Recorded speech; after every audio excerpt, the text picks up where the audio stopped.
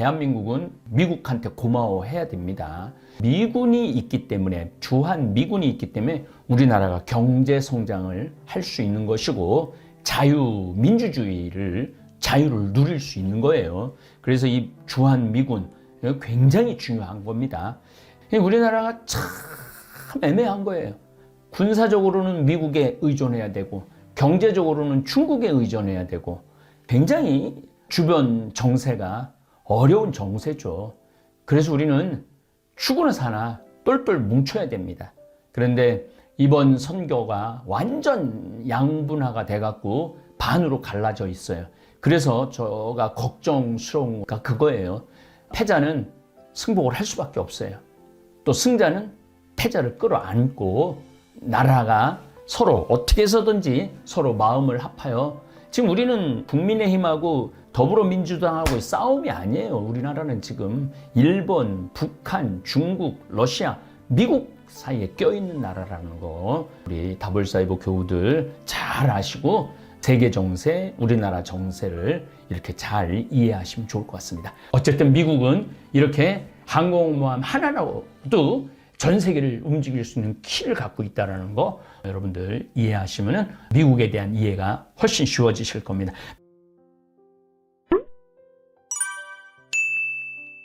미국의 군사력 패권. 그러면 미국이 달러 찍어내고 뭐 세계 경제 휘어잡고 이러는 그 근본적인 힘은 어디에 있느냐? 미국의 군사력 패권이에요. 미국의 군사력이 있기 때문에 전 세계를 쥐고 흔들 수 있는 거예요. 그래서 군사력이 오늘의 미국을 만들었다라는 거 잊지 마시기 바랍니다.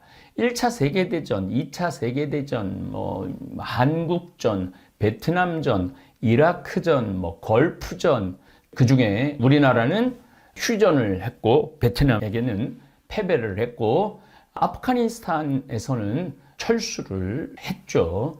지금 우크라이나하고 러시아하고 전쟁을 하고 있는데, 그런데 이제 미국도 이제 함부로 러시아 우크라이나 전쟁에 개입할 수 없는 것이, 개입을 하게 되면 결국은 3차 세계대전으로 발전하기 때문에 미국도 그 어마어마한 군사력을 갖고도 개입하지 못하는 것 같아요. 정치도 마찬가지인 것 같아요. 아무리 좋은 지향을 갖고 정치를 하려 해도 거기에 이권이 개입된 사람들이 방향을 틀면은 건강한 방향으로 나라가 발전하지 못하는 경우도 있죠. 미 합중국 군대 또는 미군이라고 우리가 그러죠. 미군의 통수권자이자 총사령관은 미국 대통령입니다. 대통령을 보좌하는 합동참모본부가 있죠. 물론 국방부 장관도 있습니다. 2011년 기준으로 미군은 15조 달러에 달하는 국가 부채로 인해서 2011년부터 2021년까지 약 10년간 100억 달러씩 국방 예산을 감축해야 하는 상황에 처해 있습니다. 그런데 놀랍게도 2023년도 국방비가 700조입니다. 700조. 우리나라 국가 전체 예산이 얼마냐면은 540조예요. 그런데 미국은 국방 예산만 700조예요. 우리나라가 작년 기준으로 경제 규모가 세계 7위입니다. 세계 7위인 나라임에도 불구하고 미국은 국방 예산이 700조에 우리는 540조. 그러니까 미군이 이게 어마어마한 돈이 들어가는 거죠. 군대 규모도 조금 감축될 예정이지만은 요즘 중국이 국방비를 많이 늘리니까 다시 선회를 했어요. 그래서 국방 예산을 점점 다시 늘리고 있습니다. 미국의 군사 체계를 보면은 미국 국방부가 있고 미국 육군이 있어요. 육군, 미국 해군이 있고 미국 공군이 있어요. 그런데 미국은 특별한 군대가 있어요. 대개 6해군 이렇게 3군으로 운영이 많이 되는데 미군은 해병대가 굉장히 잘 운영이 되는 나라 중에 하나입니다. 왜 해병대가 잘 운영되느냐 하면 전 세계에 문제가 됐을 때 어떤 방법으로든 상륙을 하든 낙하를 하든 해야 되는데 그런 특수 임무를 수행해야 되는 군인들이 해병대입니다. 그러니까 제일 먼저 그 나라에 상륙을 해서 웬만한 걸 정리해 놓고 그러고 나면은 그때는 미 육군이 들어가서 육지에서 군사작전을 펼치죠. 그리고 미국 우주군이 있어요. 미국은 우주군이 있어요. 그래서 UFO 같은 마치 그런 비행기들도 미군은 많이 보유하고 있습니다. 이렇게 6개 군으로 대개 운영이 된다고 생각하시면 됩니다. 그리고 이제 미국은 해안경비대가 있습니다. 평시에는 미국 국토안보부 소속이고 전쟁 때에는 해군의 지휘를 받게 됩니다. 또 미국은 국민위병국이라는 게 있어요. 각 주별로 편성된 시간제 군 복무를 하는 장병들로 편성된 부대입니다.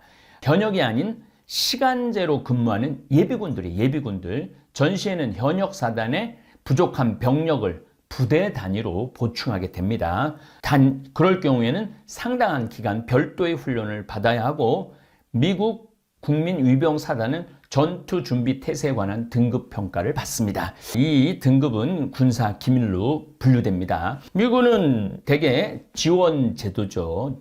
지원을 하는데 월급들이 대개 하병들이 우리로 본다면 한 400에서 500만 원 정도 받는다고 그래요. 지금 경찰 얘기는 안 했는데 미국은 뉴욕 NYPD라고 그러죠. 뉴욕 경찰들은 보통 10만 달러에서 15만 달러를 받습니다. 월급으로. 그러니까 1억에서 1억 5천 정도. 연봉이죠. 연봉. 그렇게 많이 받아요. 군인이 되면은 잘 살 수 있죠. 계급 체계는 미국은 확고한 문민 통제 기반으로 한 군대이기 때문에 대통령 직속으로 국방장관 휘하 각 군 장관을 두고 있고 합참의장은 국방장관의 직속 부하이자 제복군인 최선 책임자예요. 각 군 참모총장은 각 군 장관의 직속 부하인 거죠. 또 각 군 장관의 의전 서열은 명예역 원수로서 대우하며 각 군 장관이 해당하는 군의 지휘 권한을 갖습니다. 다만 주방위군은 육군 장관이 지휘하고 해병대와 해안경비대는 해군 장관이 지휘를 합니다. 입대, 미국은 자원제도라고 말씀드렸습니다. 미국을 여행하다 보면은 고속도로에 아주 멋있는, 아주 잘생긴 군인이 거기서 입대를 환영한다고, 입대를 해달라고 그렇게 굉장히 많이 광고를 붙입니다. 외국인이 미군으로 입대하려면 매분위 과정을 지원하면 됩니다. 자국 국민이 미군으로 입대할 경우 고졸 이하의 학력이 입대하면 프라이베이트 2등병으로 시작합니다. 고졸 이하들은. 그리고 대졸 학력을 보유한 채 입대하면 꼬르포랄이라고 상병으로 임용이 됩니다. 그래서 좀 그런 차이가 좀 있어요. 매분위 과정에 대해서 여러분들이 좀 잘 모를 수 있죠. 매분위 과정은 뭐 의사라든지 특이한 어떤 석박사 과정을 가지면서 군에 도움을 줄 수 있는 그런 사람들이 지원을 하면은 바로 시민권을, 미군에 지원을 하면 시민권을 줍니다. 그러니까 보통 사람들은 외국인으로서 미군에 지원하기가 쉽지 않죠. 미국 장교가 되는 과정은 다음과 같습니다. 웨스트포인트와 그 유명한 웨스트포인트 육군 사관학교죠. 이 과정에 지원하기 위해서는 정치인 또는 장성급 장교에게 추천서를 받아야 하는데 추천서를 얻기 위해서 작성하는 에세이가 상당히 어렵기로 유명합니다. 저도 미국 강의 다니면서 웨스트포인트 졸업하고 장교로 근무하는 여자 대위도 받고 남자 장교도 봤어요. 근데 직접 만나서 얘기를 들어보니까 굉장히 어렵다고 그래요. 정말 똑똑하고 공부를 진짜 잘해야지 또 체력도 어마어마하게 좋아야만이 이 사관학교에 들어갈 수 있다고 그러죠. 그 다음에 OCS, 학력과 상관없이 지원자를 받아서 소정의 훈련을 시키고 인간시키는 그런 과정이 있습니다. GTG, 현역 사병이 3년 동안 복무한 이력을 근거로 장교를 지원하는 과정이죠. 그러니까 장교가 될 수 있는 그런 스펙트럼이 넓어요. 미국은. 또 ROTC, 미국군의 ROTC는 대한민국의 ROTC와 달리 소수만 현역으로 복무하고 나머지 인원은 소위 인강과 동시에 예비역으로 전역을 합니다. 미국의 ROTC들은 학비를 다 내주죠. 학비를 다 내주고 용돈도 줍니다. 용돈도 제가 세크라멘토에 강의 갔을 때 아주 마음에 드는 젊은 친구인데 치과를 다녔어요. 그 친구가 그러더라. 한 달에 200만 원인가? 의대 학비 다 국가에서 내주고 한 달에 200만 원인가 용돈 나온다고 그러더라고요. 그러니까 미국이 연 예산이 700조가 되는 거죠. 자, 지금부터 아주 중요한 내용입니다. 미국이 방위를 전담하는 나라가 있어요. 다른 나라를 지켜주는 나라가 있어요. 미국은 일본, 법에 의해 정규 군인이 없는 나라죠. 그라나다, 괌, 푸에르토리코, 북마리아나 제도, 미국령 버진 아일랜드, 미국령 사모아, 웨이크 섬, 노바사 섬 등 식민지 또는 군인이 없는 나라들을 방위할 의무도 있습니다. 또 대한민국, 독일 등 해당 국가의 군대가 존재하기는 하지만 국가 안보가 위협받을 가능성이 있는 여러 나라에 파견되어 해당 국가의 방위를 도와주는 역할을 합니다. 사실은 우리 대한민국은 미국한테 고마워해야 됩니다. 미군이 있기 때문에, 주한 미군이 있기 때문에 우리나라가 경제 성장을 할 수 있는 것이고 자유를 누릴 수 있는 거예요. 그래서 이 주한 미군 굉장히 중요한 겁니다. 전체 해외에 주둔 미군군은 20만 5,118명에 135개 나라에 820개 부대가 나가 있습니다. 그러니까 지금 전 세계가 한 200개 나라 정도 된다고 그러는데 그중에 135개 국가에 나가 있는 거예요, 미군이. 그러니까 전 세계를 누가 지금 다스리느냐 하면은 미국이 다스리는 거죠. 미국의 미군이. 동아시아 태평양 주둔 미군군은 8만 4천 명. 우리나라를 포함한 거예요. 유럽 주둔 미군군은 8만 명. 이 숫자만 봐도 미국이 유럽을 더 중요시 여기느냐, 태평양을 더 중요시 여기느냐가 결정이 되죠. 4천 명이 더 많은 거니까. 4천 명이 뭐가 많으냐 그러는데 미군은 한 명 한 명이 굉장한 군대라고 생각하면 돼요. 별도 신속 배치군은 47,391명입니다. 2006년에 주한미군의 일부가 신속 배치군으로 전환 가능하도록 합의를 한 거죠. 그래서 조금씩 미군이 조금씩 철수를 하고 있습니다. 우리나라에서 지금은 한 3만 명 정도 주한미군이 있는데 더 이상 철수 안 했으면 좋겠어요. 중국하고 러시아가 어떻게 될 줄 모르고 또 북한이라는 나라는 체제가 아주 불안정한 체제죠. 그렇기 때문에 미군이 우리나라에 주둔해 있는 것이 현실적으로 우리에게 도움이 됩니다. 각 국가들의 대사관은 미국의 영토로 간주됩니다. 대사관은 미국의 영토로 간주하고 미 해병대가 경비하고 있습니다. 한국의 미국 대사관은 외부 경비는 의무경찰, 상설경비, 중대대원들이 경비를 하고 있습니다. 자, 북아메리카, 중남아메리카, 미국 본토를 얘기합니다. 북부사령부, 미국 콜로라도, 피터슨 공군기지가 있고 미국은 상비군 총 121만 9,995명, 2011년 기준입니다. 이제 조금 더 줄어들었을 거예요. 조금 감축을 좀 해나가고 있으니까. 예비군은 108만 2,718명이 있습니다. 민간인, 군무원들, 의사들, 또 법적인 군무원들은 1,126명이 있습니다. 캐나다에는 미국이 143명 가 있습니다. 그린란드에는 138명이 가 있습니다.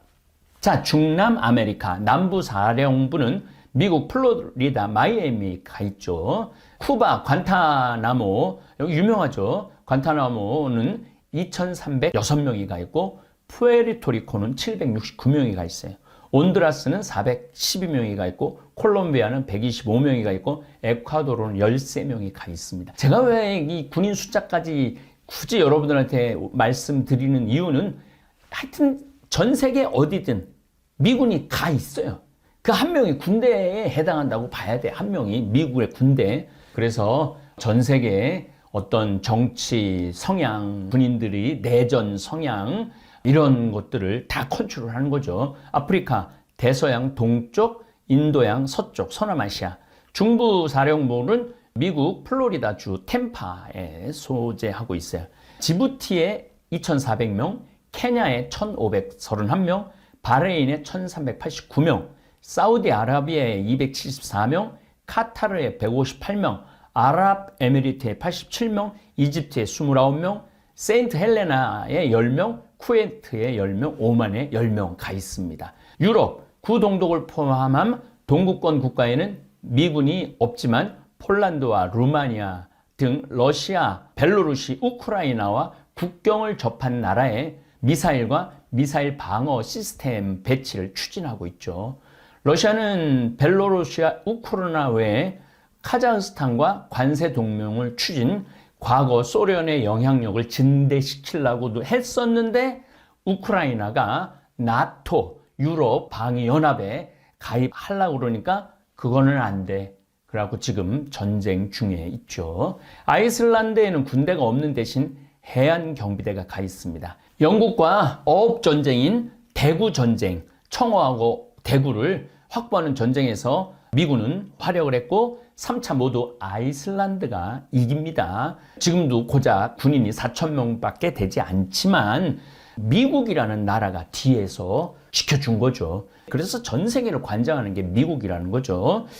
러시아 외에도 유고슬라비아 1993년 코소보 전쟁도 참관을 했고 우크라이나, 이스라엘과 이집트를 견제하는 역할도 하고 있습니다. 미군들이. 지브롤터 해협은 스페인하고 모로코에 이게 아주 굉장히 가까워. 그리고 이제 그 안쪽은 지중해고 바깥은 대서양이죠. 해협과 대서양 경비하는 역할도 하고 있습니다. 스페인과 포르투갈과 세인트 헬레나에 주둔하는 미국군은 대서양을 드나드는 각국 해군과 연락, 초계를 담당하는 임무도 하고 있죠. 유럽 사령부 독일 하이델베르크 유럽 주둔은 8718명 2011년 기준입니다. 또 5군단이 독일에 있는데 독일에 53,700명이 가 있고 이탈리아에는 10,000명이 가 있고 영국에는 9,000명 가 있고 터키에는 1,400명 가 있고 벨기에 1,300명, 스페인 1,400명, 포르투갈 864명,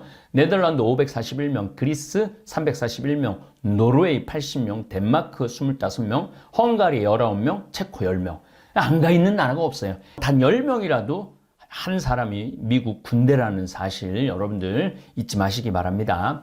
동북아시아, 동남아시아, 북태평양, 남태평양, 인도양, 동쪽에도 있죠. 태평양 주둔 미국군 84,000명입니다. 하와이에 35,000명 있고 하와이에 제일 많이 가 있죠. 그 다음에 주일 미군 일본에 39,000명 가 있고 우리나라에 28,500명 있습니다. 근데 이제 점점 자꾸 줄이자고 그러는데 이 정도는 미군이 주둔해야 되지 않는가 저는 개인적으로 그렇게 생각을 합니다. 미국 알래스카주는 17,000명 있고 괌에는 2,800명 있습니다. 이 괌에 가보면은요 그 괌 앞바다에 엄청난 큰 배가 떠 있어요. 섬 같은 배가 떠 있어요. 1년 365일 떠 있어요. 왜 떠 있느냐면은 남한하고 북한하고 전쟁이 일어나면은 병참기지에 모든 군수물자가 거기서 다 날라지는 거죠. 미국에서 올라오면 멀잖아요. 괌은 훨씬 가까우니까 거기 떠 있는 거죠. 오스트레일리아에 711명, 디에고 가르시아에 240명, 태국에 84명, 마셜 제도에 26명, 인도네시아에 19명, 필리핀은 현재 미군의 최대 기지를 제공해 주고 있습니다. 그래서 미국이 전 세계를 지금 주도하는 나라라는 거, 패권 국가라는 거, 단 지금 중국이 미국을 따라잡으려고 어마어마하게 노력을 하죠. 그래서 아시아, 그 다음에 인도, 그리고 중동, 그리고 아프리카는 중국이 좀 미국하고 양분하고 싶다. 그래서 1대1 중국이 사업을 추진하고 계속 서진 정책을 펼치고 언제든지 중국은 기회가 되면은 우리나라도 뭐 역사적으로 안 그런 적이 어디 있어요. 당나라 때도 그랬고 그 다음에 원나라 때도 물론 몽고 사람들이기도 하지만은 그랬고 명나라 때도 그랬고 청나라 때도 그랬어요. 근데 지금은 북한에게만 영향력을 미치고 지금 우리나라한테도 영향력을 미치죠. 수출입이 우리가 미국보다 중국이 많으니까 우리나라가 참 애매한 거예요. 군사적으로는 미국에 의존해야 되고 경제적으로는 중국에 의존해야 되고 굉장히 주변 정세가 어려운 정세죠. 그래서 우리는 죽으나 사나 똘똘 뭉쳐야 됩니다. 그런데 이번 선교가 완전 양분화가 돼갖고 반으로 갈라져 있어요. 그래서 제가 걱정스러운 거 그거예요. 패자는 승복을 할 수밖에 없어요. 또 승자는 패자를 끌어안고 나라가 서로 어떻게 해서든지 서로 마음을 합하여, 지금 우리는 국민의힘하고 더불어민주당하고의 싸움이 아니에요. 우리나라는 지금 일본, 북한, 중국, 러시아, 미국 사이에 껴있는 나라라는 거 우리 다볼사이버 교우들 잘 아시고 세계 정세, 우리나라 정세를 이렇게 잘 이해하시면 좋을 것 같습니다. 항공모함은요, 미국에 지금 11척이 있는데 이 항공모함은 떠다니는 비행장이에요. 떠다니는 비행장. 인천 비행장을 떠다니게 할 수 있어요. 그 다음에 제주공항 비행장을 떠다니게 할 수 있어요. 비행장을 떠다닌다라는 게 어떤 의미를 지니고 있느냐면은 세계 어디를 가든 뭐 48시간 이내에 어느 나라를 타격을 다 할 수 있다라는 거예요. 6.25 전쟁 때 우리나라를 살린 거는 물론 미군이고 유엔군이고 또 우리의 학도병들이었지만은 우리를 살린 거는 항공모함이었기 때문입니다. 그렇습니다.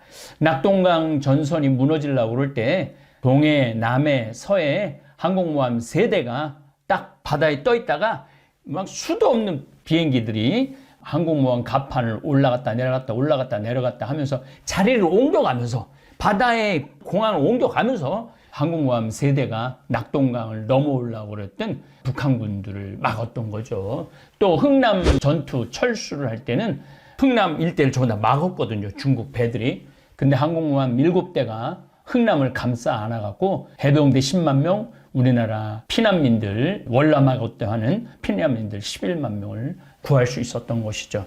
항공모함은 현대 전쟁의 승패를 가르는 키입니다. 키. 그런데 그 항공모함을 제대로 지금 운영하고 있는 나라는 전 세계에서 미국이 유일합니다. 그래서 우리나라에도 항공모함 훈련할 때 보면은 가끔 1대가 들어온다, 2대가 들어온다, 3대가 들어올 때까지가 있었어요. 항공모함이 만약에 우리나라 부산에 동해상에 3대가 항공모함이 들어왔다. 만약에 그 3대가 마음을 먹고 정밀 타격을 하면은 뭐 숨어있는 벙커버스터, 숨어있는 벙커 안에 있는 수뇌부들, 그 다음에 레이더 기지들, 그 다음에 유류 저장 탱크들, 이게 순식간에 그냥 싹 쏟아부을 수가 있는 파워를 가지고 있는 게 항공모함입니다. 굉장히 무서운 무기죠. 항공기를 탑재하고 발재시키는 함선, 초계함, 구축함, 전함, 지금 미국에서는 니미츠급 항공모함 10척을 운용하고 있어요. 니미츠라는 거는 2차 세계대전에 탁월한 미국 해군 제독 이름입니다. 그래서 니미츠급 그러면은 10만 톤, 배수량이 10만 톤 정도 되는 거를 니미츠급이라고 그럽니다. 어쨌든 이런 니미츠급이 있고 초계함, 구축함, 전함은 3만 톤이 넘느냐, 만 톤이 넘느냐, 만 톤 이하가 되느냐에 따라서 초계함, 구축함, 전함으로 하죠. 항공모함이 한 대만 가는 게 아니에요. 항공모함은 한 대만 갈 수 없는 이유가, 항공모함에는 유일하게 뭐만 있어야 되느냐면은 비행기가 착륙하고 이륙하는 시설만 있어야 돼. 근데 그 큰 배를 지키기 위해서 비행기 그 끝에다가 전부 다 막 기관포, 랭스터기 뭐 이런 거를 탑재해 놓으면은 전투기가 뜨다가 걸릴 수도 있고 내리다가 걸릴 수도 있잖아요. 그래서 여러분들 항공모함을 보면 항공모함 꼭대기는 평평합니다. 아주 평평하고 항공모함이 보통 10층 정도 되거든요. 한 6, 7, 8, 9층은 전부 다 폭격기를 넣어놓는 거죠. 그리고 이게 발진할 거면 얘가 엘리베이터 식으로 쭉 올라와 갖고 거기서부터 시작을 하는 거죠.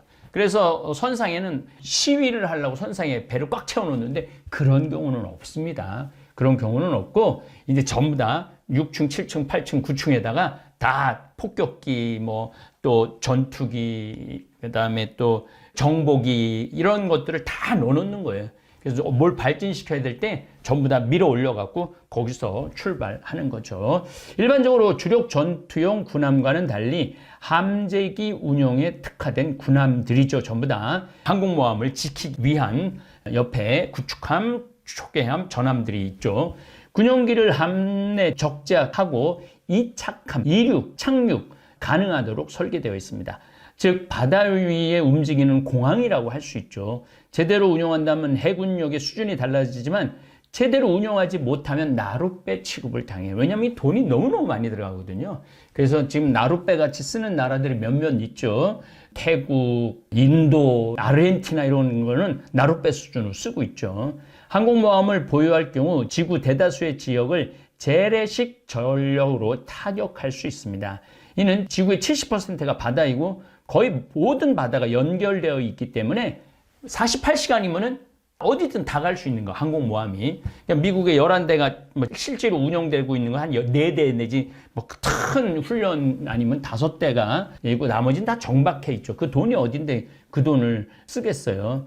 어쨌든 인적, 물적으로 왕래하기 위해 대다수의 인구와 산업시설이 해안시설 300km 안에 있기 때문에 300km 안에 있기 때문에 300km 선상만 딱 들었으면 바로 비행기 띄울 수 있는 거예요. 전투기를. 그러니까 핵무기나 대륙간 탄도미사일의 사용은 그야말로 최후의 수단인 것을 감안하면 항공모함만큼 적절한 강도의 원거리 전력 투사 수단은 거의 없다는 거죠. 그러니까 항공모함이야말로 현대전에 있어서 필수적인 전력이에요. 우리는 지금 미국의 제7함대가 태평양을 지키고 있죠. 7함대가 항공모함이 한 3대 있다고 그러죠. 물론 이 중간에 이제 4대가 합치기도 하고 5대가 합치기도 하고 그러기도 합니다. 함 내부에는 거대한 경납고, 우리는 경납고가 이렇게 원주 비행장에서 제주도 갈 때 경납고 동그란 거 있잖아요. 비행기 집어넣는 동그란 거. 그건 이제 배 안에 들어있는 거예요.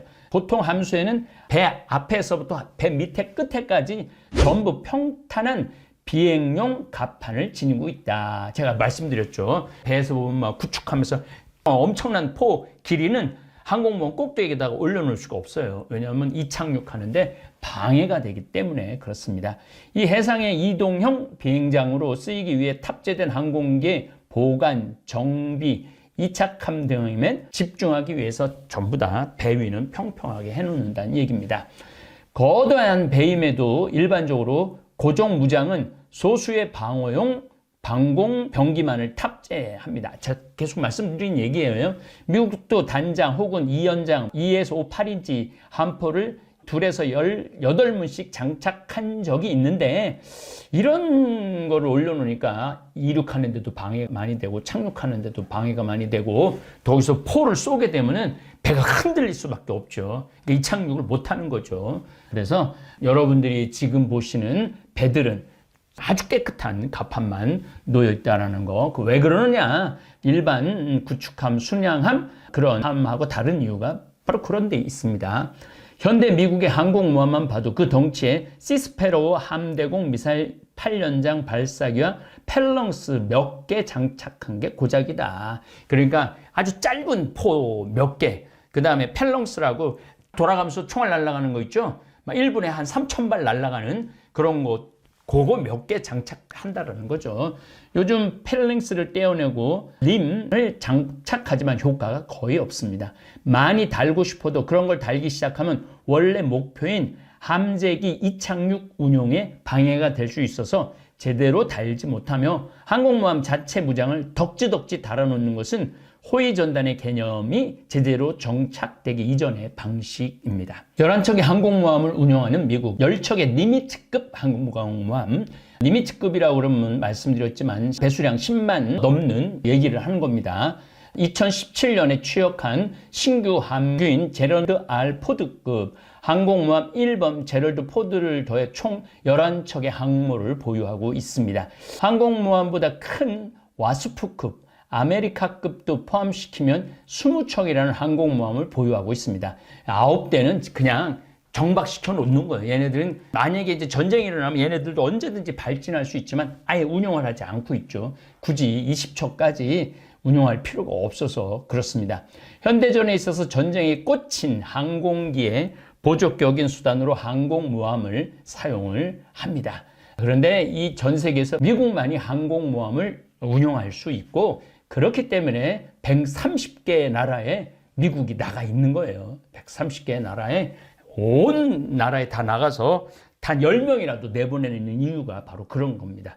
미국 기준으로 항공모함 함대는 배수량 10만 톤에 달하는 니미츠급 같은 대형 항공모함과 보통 80에서 90대의 전투기를 고성능이죠. 그걸 싣고 다니죠.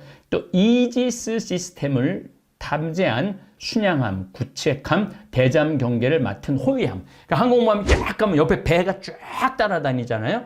그 다음에 그 밑에 원자력 잠수함. 원자력 잠수함은 2대에서 5대 정도가 따라갑니다. 그리고 요즘은 헬기까지 같이 떠 있어갖고 이거를 항모 전단이라고 그럽니다. 요 정도의 항공모함이면은 웬만한 나라, 2-3개 나라의 공군 전력을 차지하고 있다고 그래요. 항공모함의 파괴력은 해안이 있는 곳에서 미군이 작전을 할 때 빛을 발하죠. 실로 미 해군 1개 항공모함 전단의 파괴력은 웬만한 국가 2-3개의 공군 전력을 다 합친 것과 정예 육군 2에서 3, 4단의 파괴력만큼 강력한데 미국은 이런 항공모함을 11개를 운영하는 거죠. 지금 2개를 더 13만 톤급, 14만 톤급 항공모함을 운영한다고 그러니까 이거는 뭐 상상도 못할 만큼의 강력한 힘을 가지고 있는 거죠. 근데 이제 미국의 군사력에 자꾸 조금씩 도전을 하려고 그러는 나라가 어디죠? 중국입니다. 중국. 먼저 경제 충돌을 했어요. 그러면은 경제 충돌 끝에는 결국 군사 충돌이에요. 군사 충돌이 일어날 수밖에 없어요.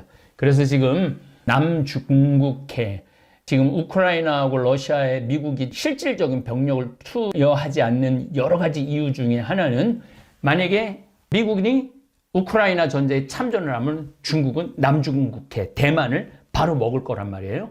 그러면 미국은 2 전선을 가지게 되죠. 하나는 러시아, 우크라이나 전선, 러시아하고 만나고 하나는 중국, 미국하고 만나게 되죠. 지금 함부로 끼어들지 못하고 그냥 소리로만 계속 지르는 거죠. 그러나 실질적으로 양 전선을 미국이 운영을 한다 하더라도 미국이 이깁니다. 국가 군인을 갖고 있는 나라가 한 134개 나라 정도 되는데 그 나라하고 미국 한 나라하고 싸워도 미국이 이깁니다. 미국을 이길 수 있는 나라는 없죠. 어쨌든 지금 중국은 2대 경항공모함, 약간 작은 항공모함을 운영을 하고 2대를 지금 더 진수를 하고 있죠. 그게 앞으로 5년이 될지 10년이 될지는 모르겠지만 그때는 뭐 한번 해볼 만 하겠죠. 그 사이에 대한민국은 껴있다. 그래서 대한민국도 경항공모함, 독도함뿐만 아니라 진짜 제대로 된 항공모함을 가질 필요가 있는데 그러한 중요성을 어떻게 두느냐에 따라서 우리나라가 운명이 결정되죠. 우리나라 항공모함이 2대 있는데 이게 중국에 가서 붙느냐 미국에 가서 붙느냐. 만약에 우리가 미국에 가서 붙는다 그러면 중국은 전력이 굉장히 작아질 것이죠. 근데 만약에 우리가 중국에 가서 붙는다 그러면 지역적인 이득은 얻겠지만은 경제적 이득, 군사적 이득은 얻지 못할 겁니다. 미국과 중국의 군사력 비교를 좀 하면 국방 예산은 미국이 7,160억 달러예요.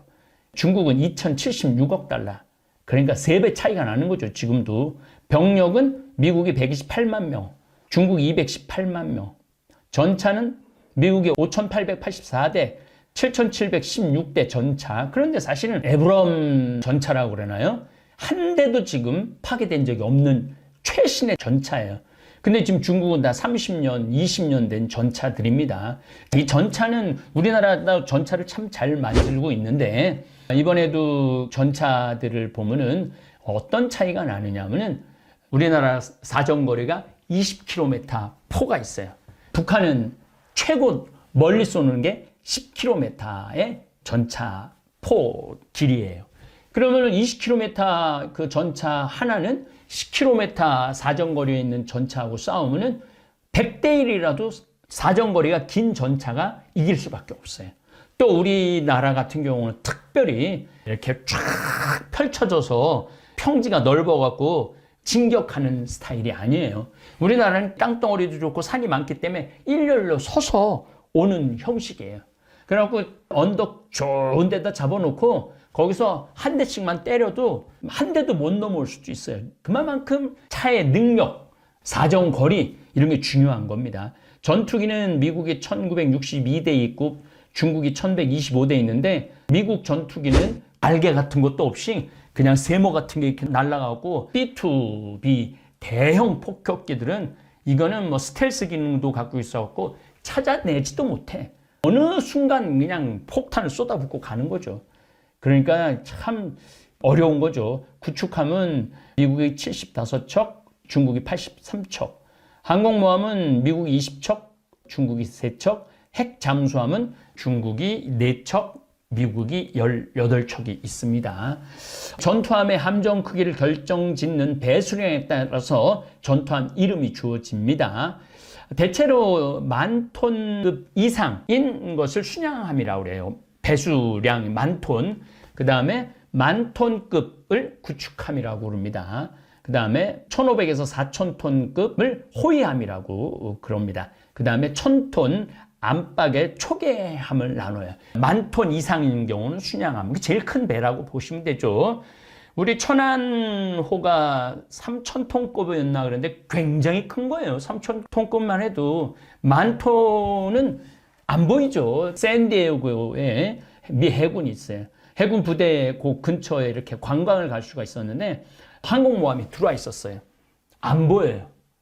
아래에서 위도 안 보이고 옆에서 옆도 안 보이고 안 보여요. 배가 얼마나 큰지 어마어마하게 큰 거 안에 어마어마한 군수물자가 들어있는 겁니다. 배수량이란 뭐냐면 배가 물에 뜰 적에 그 무게로 인해 밀려나가는 물량의 중량에 그 배의 중량 같은 것이어서 주로 군함의 중량을 표시하는 말이고 펌프가 물을 뽑아내는 엔진에서 물을 뽑아내는 양을 가지고 리미트급이다, 순양함급이다, 구축함급이다, 호위함급이다, 초계함급이다 이렇게 알 수 있습니다. 이전 것들은 키티호크급 항공모함, 엔터프라이즈급 항공모함이 있고 제럴드 포드급 항공모함 이 제일 큰 거예요. 차기급. 근데 기존 배수량은 10만 톤, 만재 배수량은 10만 6천 톤. 비행기 갑판 길이는 332m, 대개 333m라고 그래요. 333m면 100m 달리기를 3번 할 수 있는 거리니까 굉장히 긴 거리죠. 길이는 317m, 그 다음에 폭은 76.8m, 선체는 40m 정도. 비행 갑판하고 이렇게 배가 이렇게 줄어들잖아요. 여기 꼭대기는 76m, 이쪽으로는 40m라는 얘기입니다. 흘수선이라는 게 뭐냐면 배가 잔잔한 물에 떠 있을 때 선체와 수면이 접하는 경계선을 흘수선이라고 그래요. 대개 11m에서 12.5m. 그러니까 한 4층 정도는 물에 잠겨 있는 거죠. 배 4층 정도는. 그러니까 상상이 안 가죠.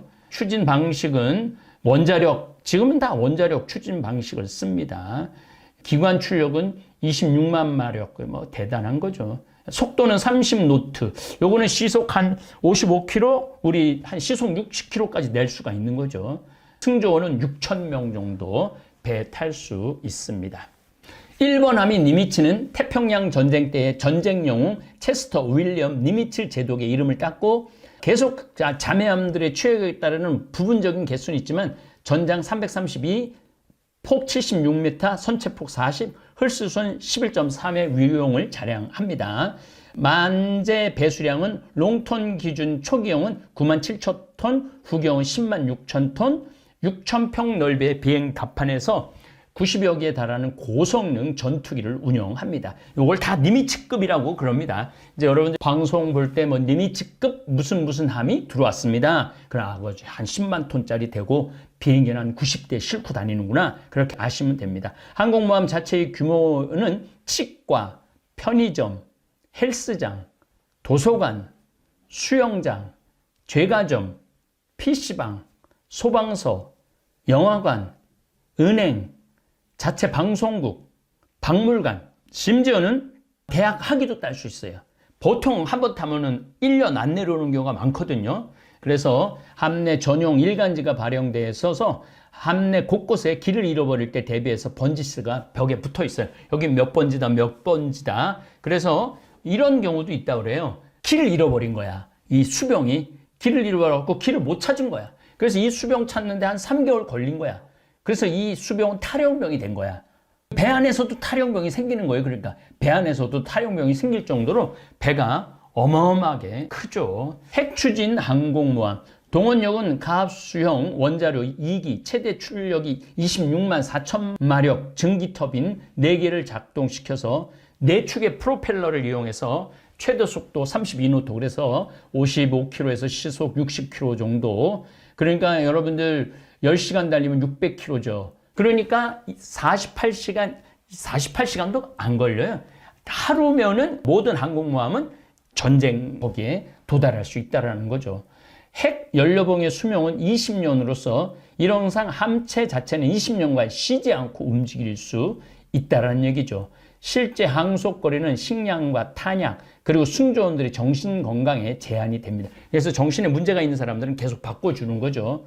아무리 크고 현대식 장비들이 모두 들어갔다 해도 결국 함선입니다. 더구나 항공모함의 경우 작전산 수개월을 바다 위에 떠 있어야 합니다. 아무리 정신력이 강인한 군인이라고 해도 몇 개월씩이나 바다에 지낸다는 것은 쉽지 않죠. 게다가 군사작전과 같은 긴장감 높은 일도 있다는 건 진짜 힘든 일이죠. 실제로 항공모함은 일반인의 생각과 달리 미 해군의 근무 기피지 중 하나입니다.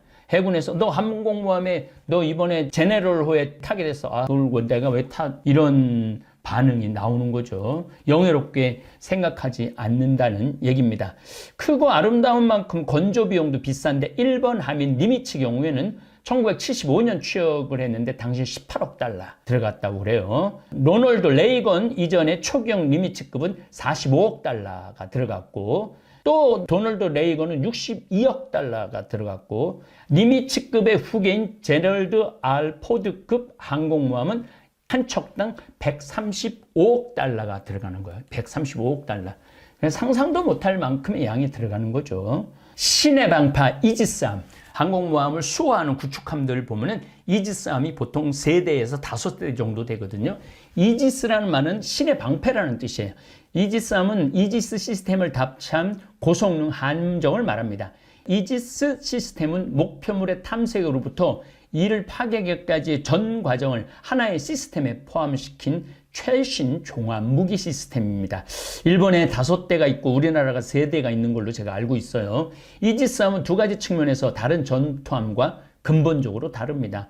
위상 배열 레이더와 미사일 발사대가 그 비밀이죠. 이지스 하면은 이렇게 포가 바깥에 나와 있지 않아요. 그냥 군함인데 우리 거북선 같은 그런 느낌이죠.